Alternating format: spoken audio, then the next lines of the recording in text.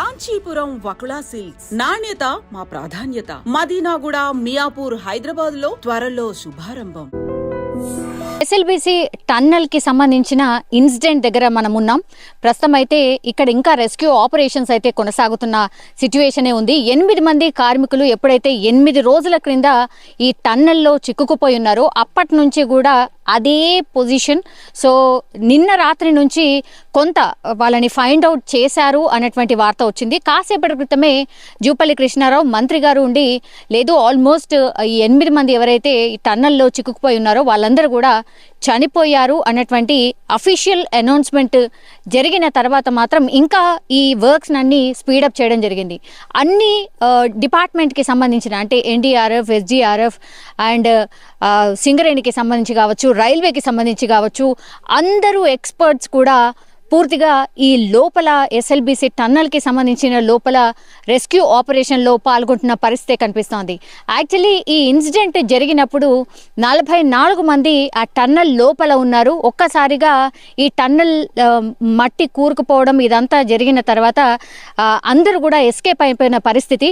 But ఎప్పుడైతే ఈ TBM machine ఏదైతే ఉందో, అంటే ఈ టీబీఎం మిషన్ ఏంటంటే లోపల టన్నల్ లోపల ఇది చాలా పెద్దగా ఉంటుంది. మన ఫ్యాన్కి ఎట్లయితే ఇట్లా ఒక పెద్ద రౌండ్ షేప్ ఉండి దానికి రెక్కలు ఉంటాయి కదా, సేమ్ అలాగే ఇప్పుడు ఆ లోపల తవ్వడానికని అతిపెద్ద మిషన్ని యూజ్ చేస్తూ ఉంటారు. సో అది మిషన్ 150 ఫీట్లకు సంబంధించిన మిషన్. అందులో టెక్నీషియన్స్ ఉంటారు, అట్లాగే కార్మికులు ఉంటారు. వీళ్ళందరూ కూడా 150 ఫీట్లకు సంబంధించిన మిషన్, ఆ టీబీఎం మిషన్లో ఆ రోజు కూడా రోజులాగానే ఆ రోజు కూడా ఆ మిషన్లో ఎక్కి అలా డ్రిల్ చేసుకుంటూ వెళ్తున్నటువంటి టైంలో 8:30 అంటే మార్నింగ్ షిఫ్ట్లో ఉన్నటువంటి వాళ్ళు 8:30 ప్రాంతంలో ఒక్కసారిగా మట్టి పిల్లలన్నీ విరిగి పడిపోవడం, ఆ తర్వాత ఆ టన్నల్ లోపల ఎప్పుడైతే ఈ సాయిల్ లూజ్ అయిపోయిన సాయిల్ మీద పడిపోయింది కాబట్టి వీళ్ళందరూ అందులో చిక్కుకుపోయారు అనేటువంటి మాట చెప్తున్నారు. అయితే ఆ మిషన్ కింద అంటే అటువైపు కొంతమంది ఉన్నారు, ఇటువైపు కొంతమంది ఉన్నారు. సో అటువైపు ఉన్న వాళ్ళు పూర్తిగా స్పాట్లోనే అంటే వాళ్ళకి అసలు బయటికి రానికే ఛాన్స్ లేకుండా పోయింది. కాబట్టి ఆ నలుగురు చాలా అంటే డేంజరస్ జోన్లో ఉండిపోయారు. అది ఎగ్జాక్ట్గా 14 ఆర్ 13 నుంచి 13.5 కిలోమీటర్లు 14 కిలోమీటర్ల మధ్యలో ఈ ఇన్సిడెంట్ అయితే జరిగింది. కేవలం 500 మీటర్ల డిస్టెన్స్ లోపలనే ఇప్పుడు 8 మంది కార్మికులు ఎవరైతే ఉన్నారో వాళ్ళందరూ చిక్కుకుపోయి వాళ్ళని తీసే ప్రక్రియ ఇప్పుడైతే జరుగుతోంది అని చెప్పొచ్చు. ఎగ్జాక్ట్లీ మనం చూడొచ్చు, ఇది కంప్లీట్గా మనం అంటే ఈ టన్నల్కి వెళ్ళే దారి పక్కన మనం చూడొచ్చు. పూర్తిగా ఇది కృష్ణా వాటర్కి సంబంధించి అనమాట.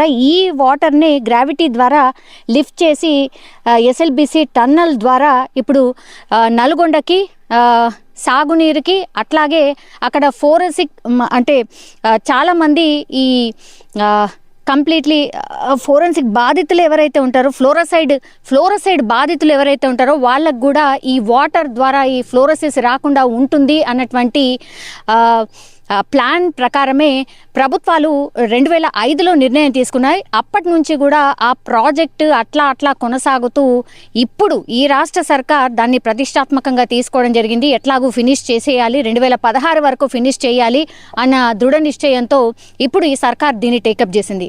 మంచి ప్రయత్నంగానే దీన్ని టేకప్ చేసినా కూడా ఎస్ఎల్బిసి టన్నల్లో అనుకోకుండా జరిగినటువంటి సంఘటనతో ఇప్పుడు ప్రభుత్వం వాళ్ళు 8 మంది కార్మికులు ఎవరైతే చిక్కుపోయి ఉన్నారో వాళ్ళని బయటికి తీసుకురావడానికైతే విశ్వ ప్రయత్నాలు చేస్తోంది అనుకోవచ్చు.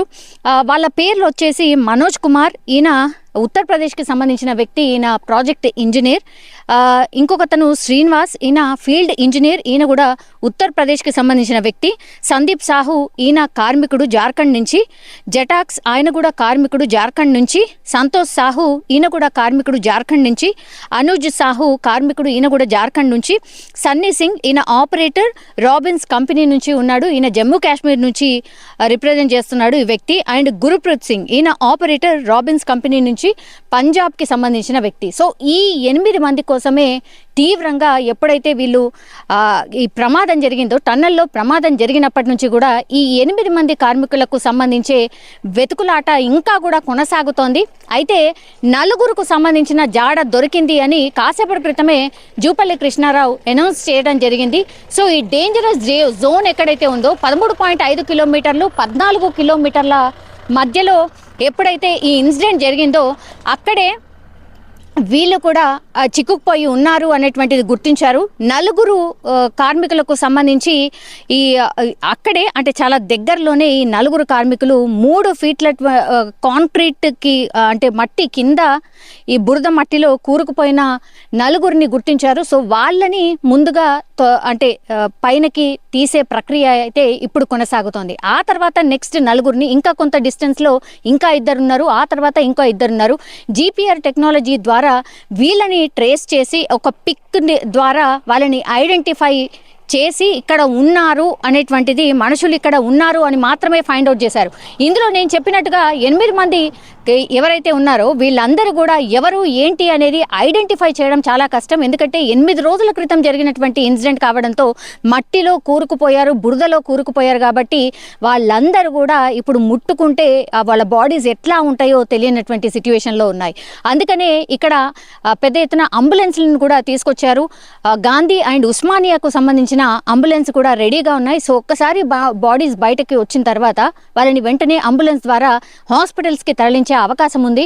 ఆ తర్వాత వాళ్ళ DNA టెస్ట్ చేసి వాళ్ళని ఐడెంటిఫై చేసిన తర్వాతనే కుటుంబ సభ్యులకు ఇచ్చే అవకాశం ఉంది. కానీ ఇట్లా SLBC టన్నల్లో జరిగినటువంటి ఇన్సిడెంట్ విషాదకరంగా మారుతుంది అని ఎవరూ అనుకోలేదు. ఎందుకంటే 1 డే అయిపోయింది, 2 డేస్ అయిపోయింది. ఆ తర్వాత బయటికి వస్తారు అన్న ఆలోచనతోనే రెస్క్యూ ఆపరేషన్ చాలా ఫాస్ట్గా చేయడం జరిగింది. కానీ టన్నెల్ లోపలికి వెళ్ళినా కొద్దిగా వాళ్ళని ఫైండ్ అవుట్ చేయడం చాలా కష్టంగా మారిపోయింది. అతిపెద్ద మెషిన్ అందులో ఉండిపోయింది. ఆ తర్వాత కాంక్రీట్ అండ్ ఊరుతోంది, వాటర్ వచ్చేసాయి. ఆ తర్వాత ఇసుక మేటలు పూర్తిగా అక్కడ పెద్ద ఎత్తున జమ కావడం, ఇవన్నీ కూడా చాలా కష్టతరంగా మారిపోయింది. అందుకే ఈ ఆపరేషన్ రెస్క్యూ ఆపరేషన్ ఇంత లేట్ అవుతోంది అని కూడా ఇక్కడ ఉన్నటువంటి ఎక్స్పర్ట్స్ చెప్తున్న సిచ్యువేషన్ అయితే కనిపిస్తోంది. కానీ ఇట్లా SLBC సొరంగానికి సంబంధించిన రెస్క్యూ ఆపరేషన్ ఇంత విషాదంగా ముగుస్తుంది అని ఎవరూ అనుకోలేదు.